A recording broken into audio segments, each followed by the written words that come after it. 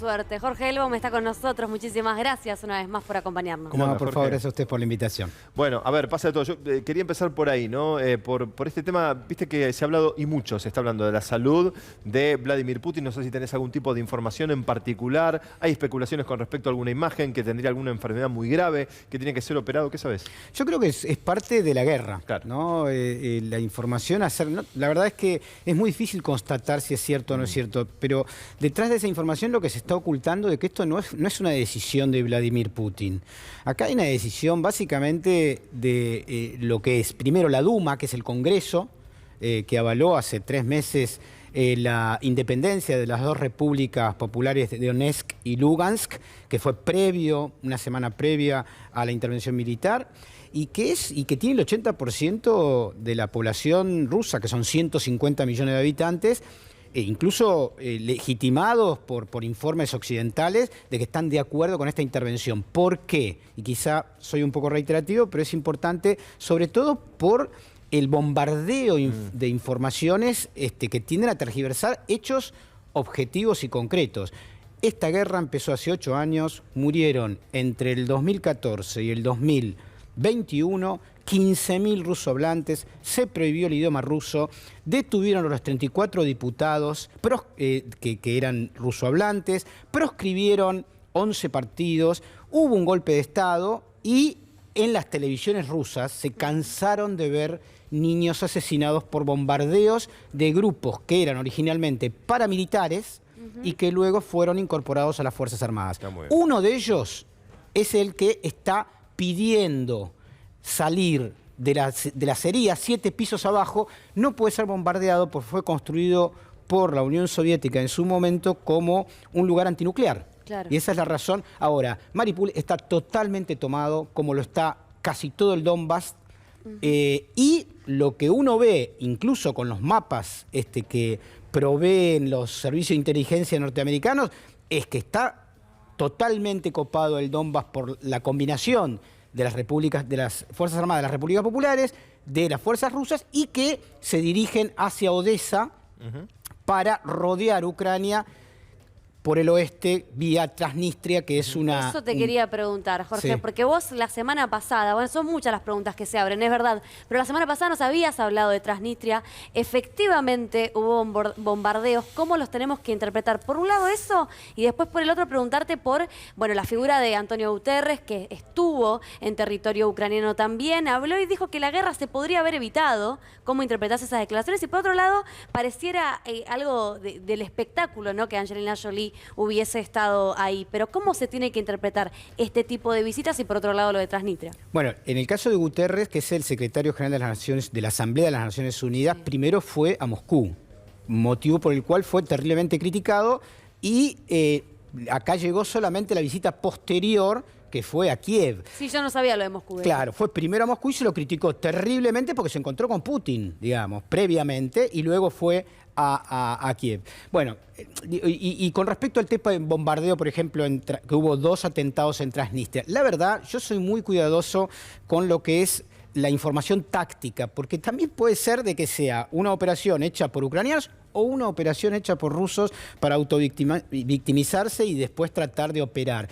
¿Qué sabemos sí objetivamente de Transnistria? Lo que sabemos que es una franja al lado de Moldavia que pretende autonomía, que tiene más o menos 500.000 de habitantes, todos rusohablantes. ¿Es una república independiente de Moldavia o aún no es no y tiene el reconocida? deseo? Ese es el deseo. Es como lo mismo que sucedía en la región del Donbass, digamos. Efectivamente. ¿Y está ubicada entre? Está al lado de Moldavia, limítrofe con Ucrania. Del otro lado que el Donbass, exactamente. Claro. Hoy por hoy, todo el contacto con el Mar Negro está casi en posesión de Rusia. Es decir, en términos militares, más allá de lo que quieran inventar, cuando Zelensky dice Rusia está derrotado, es Galtieri diciendo estamos ganando. Sí. Es exactamente lo mismo. Es decir, los mapas que se muestran de la ocupación territorial muestran exactamente lo contrario que dice Zelensky. Por lo tanto, como es un gran actor, digamos, y está construyendo una información obviamente que es contradictorio con los datos militares. Es decir, y la dominación, perdón ahí, sí, pero la dominación del mar ahí es muy importante para Rusia,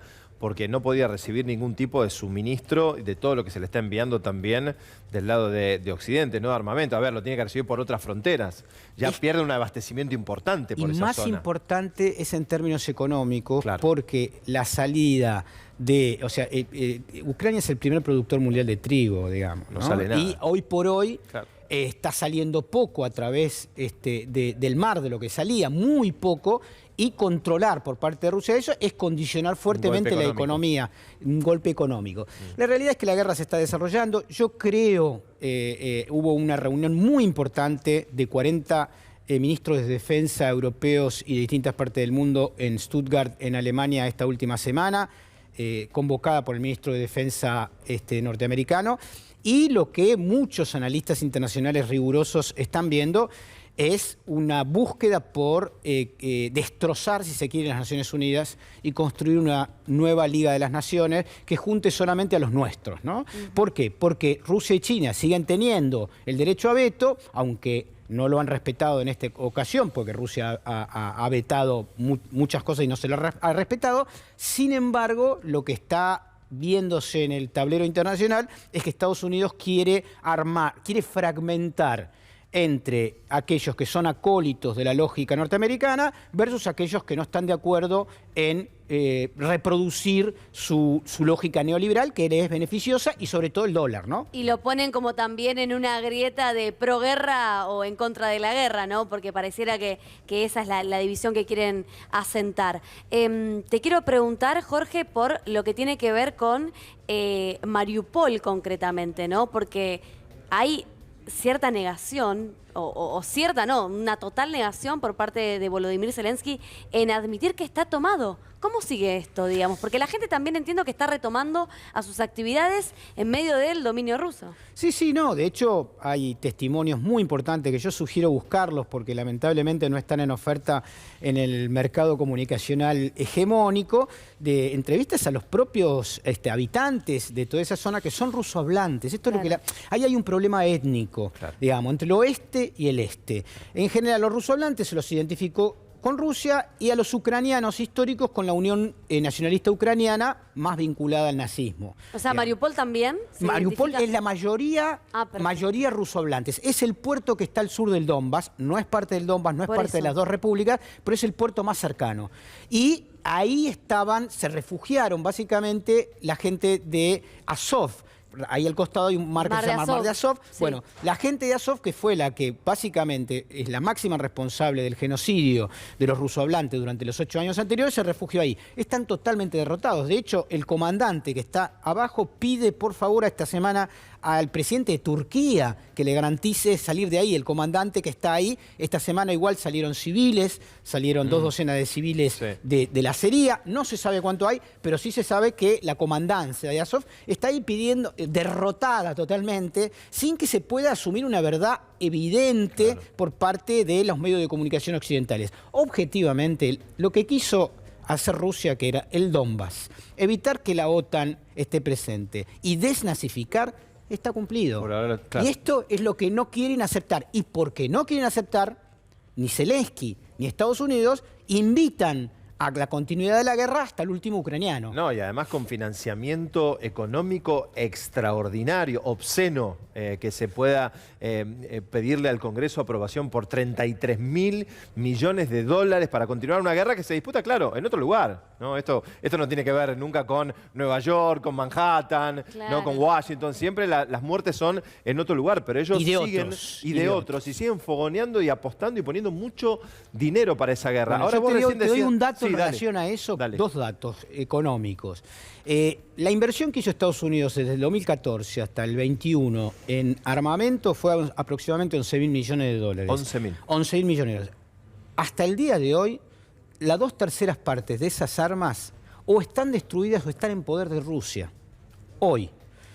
Cualquiera que entienda la lógica del teatro de operaciones sabe que las armas que van a llegar a partir de ahora van a correr el mismo destino o uno peor, que es el de los talibanes, que empiezan a vender armas a distintas partes del mundo para financiarse, Y que esas armas, Y que después ya se pasó, vuelve en contra. No, y que ya ¿no? pasó con cualquier cosa, para el terrorismo Sí, claro. internacional, para las mafias, etcétera, etcétera, que vos encontrás.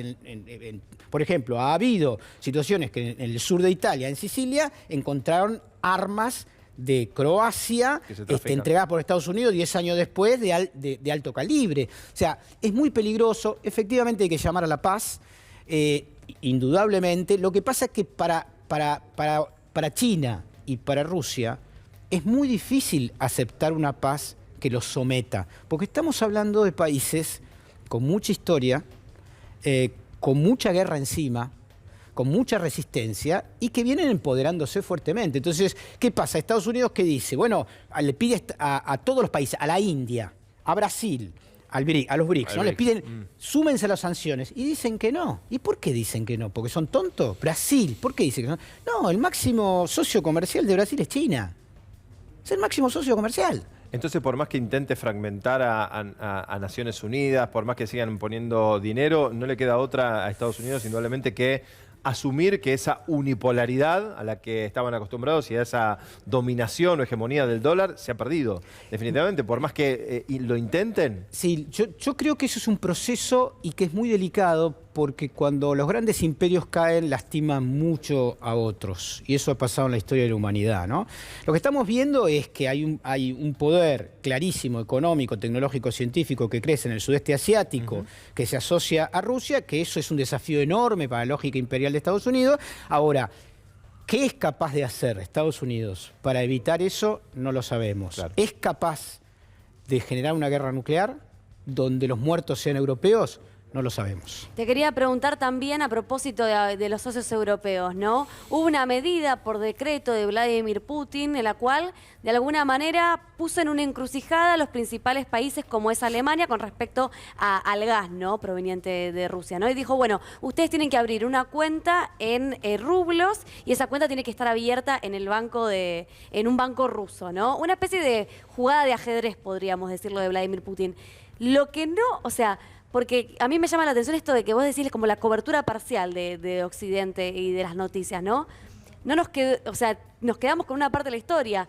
Vladimir Putin amenazando a sus principales socios europeos en cuanto al gas, pero después no supimos qué pasó. Entiendo que Alemania... Lo que pasó es maravilloso. Todos están pagando en rublos. Y los dos que no pagan en rublos, que son Bulgaria y Finlandia, esta semana le cortaron el gas. Por un lado. Por el otro, eso fue una medida de Putin para sostener el valor del rublo. Claro. La primera semana posteriormente a la guerra cayó aproximadamente 20% o 30% en la cotización internacional. Hoy el rublo vale más que antes de la guerra. Claro. ¿Por qué? Porque todos están pagando en rublos. O sea, hay una demanda de rublos que sostiene el dólar. Pero te voy a dar un dato... No, pero es Sí. comiquísimo, Sí, esto, es y muy es irónico, impresionante. ¿no? Porque vos decís, están condenando en teoría la guerra y están condenando las acciones de Rusia. Digo, si tal fuese el precio que están pagando, digo, rescindirían, buscarían la manera de no Pero negociar no tienen alternativa con tampoco. el enemigo. Pero voy a dar un dato económico ¿No tienen impresionante. alternativa? Muy Las cara. alternativas hoy que tienen es morirse de frío Sí. o comprarle el gas a Estados Unidos que no Carísimo. tiene suficiente, que es gas licuado y que Sí. sale el 40-50% más. No hace tanto frío ahora en Alemania. No, Jorge. pero el gas no se corta ahora, se corta para adelante. Pasa rápido, No, pero además 3-4 meses. el gas no es solamente Claro. hogareño, No, sino ya lo sé, lo industria. sé. debido Sí, a claro. que hubo una reconvergencia producto de los verdes en Alemania, de cerrar centrales nucleares, el gas es necesario también para la industria alemana. Es clave para la industria alemana. Pero hay un dato que a mí me sorprendió y es nuevo, es de esta semana, con respecto a un dato económico. Digamos, Rusia no solamente exporta gas, exporta también petróleo. Es tercer, cuarto productor mundial. Y es el país probablemente con más reservas no sabidas. Hoy el país con más reservas conocidas es Venezuela, en el mundo, de petróleo. Ahora, Rusia es tercero o cuarto, esta parte de la OPEP. Bueno, a partir de la guerra, vende más petróleo que antes. Por ejemplo, Holanda le compra el doble de petróleo que le compraba antes.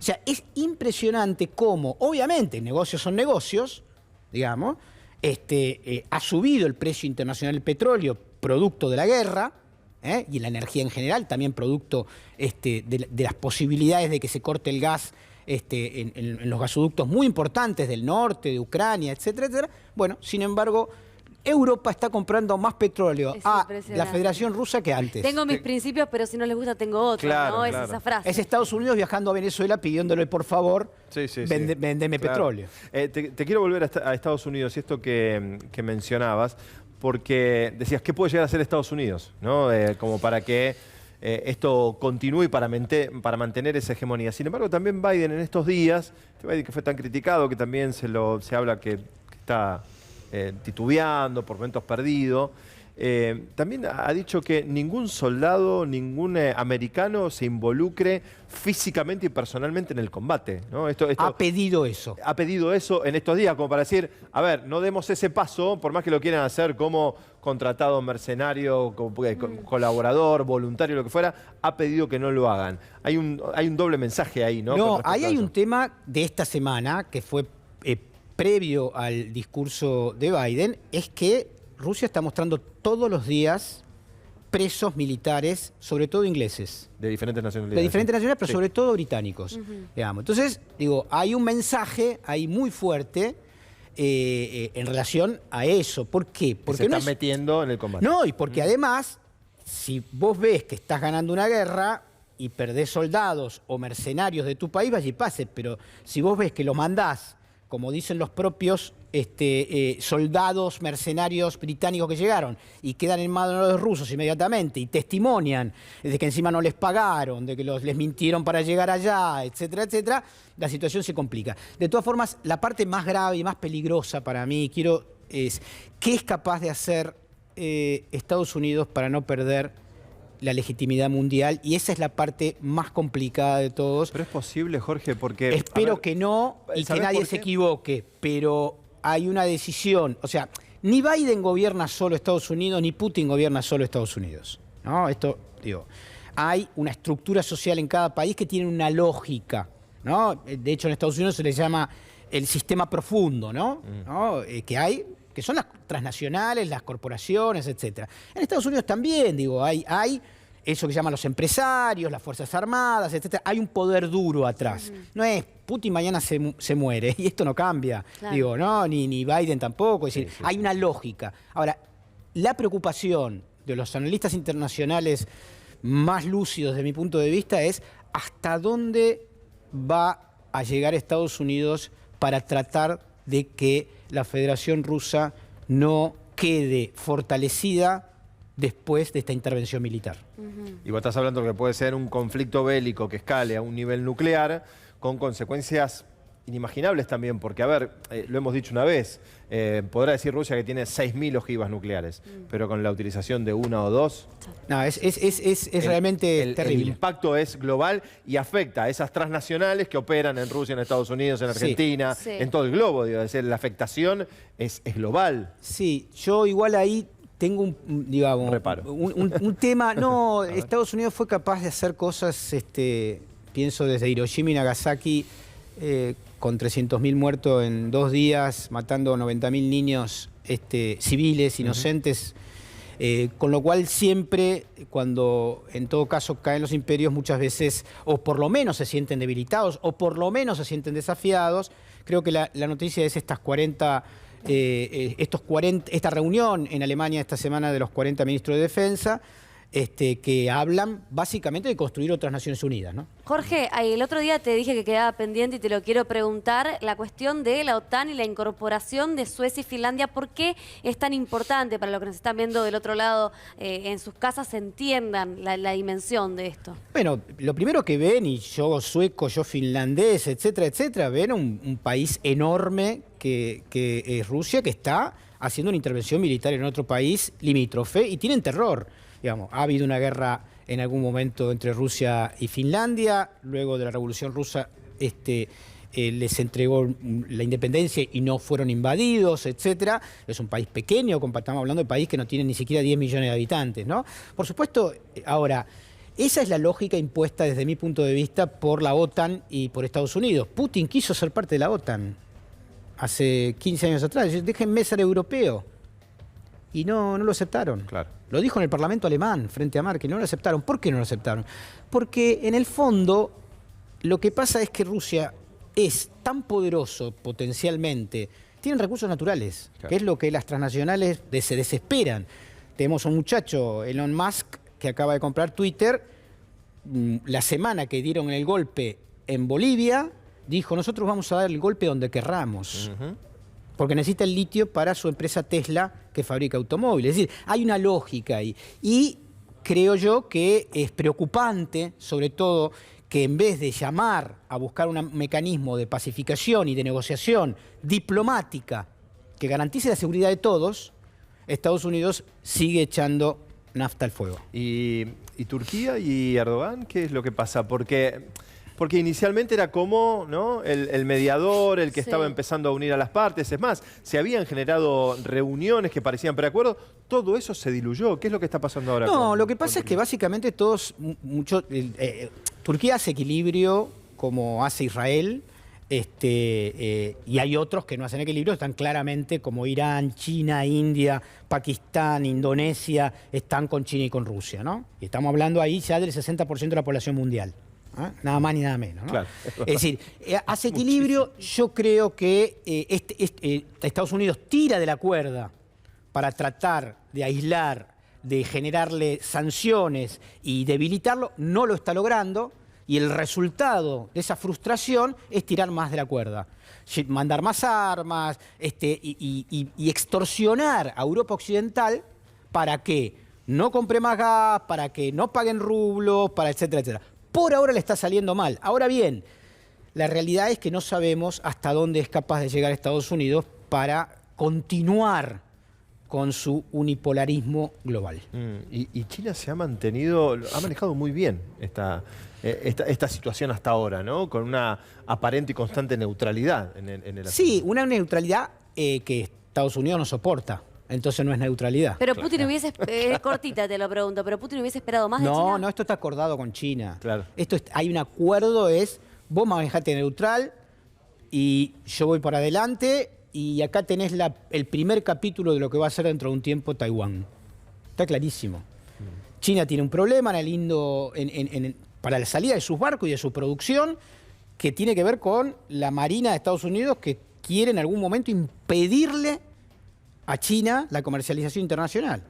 En algún momento, obviamente, vamos a ver, creo yo, que ese tema va a tener que resolverse, porque Estados Unidos hasta hace muy poco desconocía a Taiwán y ahora volvió a reconocerlo para tratar de generarle problemas a China, Jorge, la República Popular. Una más tengo. Tengo tiempo para una más porque, a ver, estamos hablando, todo esto ocurre en Europa, ocurre en Ucrania, pasa en Rusia, hablamos de China, pero ¿qué pasa acá, en la República Argentina? Porque hemos visto cómo han subido los precios de los commodities, de los alimentos, cómo ha impactado la inflación. Alemania, que se encontró con una inflación del 7%, no entiende nada. Claro, nosotros tenemos, lamentablemente, números muy altos, pero complica también la situación económica de Argentina. Por otro lado, tenemos al FMI con revisiones que también condicionan a nuestro país. Este escenario parece que se prolonga. A nivel local, ¿qué podemos esperar? Porque esto va a continuar acarreando problemas para nuestro lado. Como gente de América Latina y ciudadanos argentinos, que desearíamos que pase, primero, que haya paz, segundo, que haya multipolarismo, que nosotros podamos negociar con quien querramos y no nos extorsionen a nosotros diciendo con este no seas amigo, con este no, etcétera. Eso es lo que nosotros... Y además, obviamente, creo que es clave entender que la economía argentina tiene que desconectarse a nivel global de las imposiciones de los mercados internacionales. Nosotros no podemos pagar el precio del trigo igual que lo compran países que tienen. Entonces hay que buscar el mecanismo, ya sea con retenciones, ya sea con producción estatal, etcétera, que nos permita a nosotros no estar atravesados. Claro, desacoplarnos de una lógica que obviamente nos limita, nos extorsiona. Y ahí entra lamentablemente el Fondo Monetario, porque lo que no quiere el Fondo Monetario, por otra parte, el Fondo Monetario es la OTAN, es la OTAN financiera, que está presente también ocupando parte de nuestro territorio en las Islas Malvinas. Qué buena definición. El FMI es la OTAN financiera. Es el condicionamiento, ¿no?, que genera sobre todo a países como el nuestro, que además tiene otra revisión más en los próximos días y serán lamentablemente por muchos años más, por esos 44.000 millones. Mira, justo la misma plata que pagó Elon Musk, ¿no? Por Twitter es lo que nos ha Así es. condicionado a nosotros por tanto tiempo. Jorge, gracias por esta clase magistral como siempre. No, por favor, eso a usted por la invitación. Un placer. placer. Bueno, nos vamos para hablar del lenguaje corporal.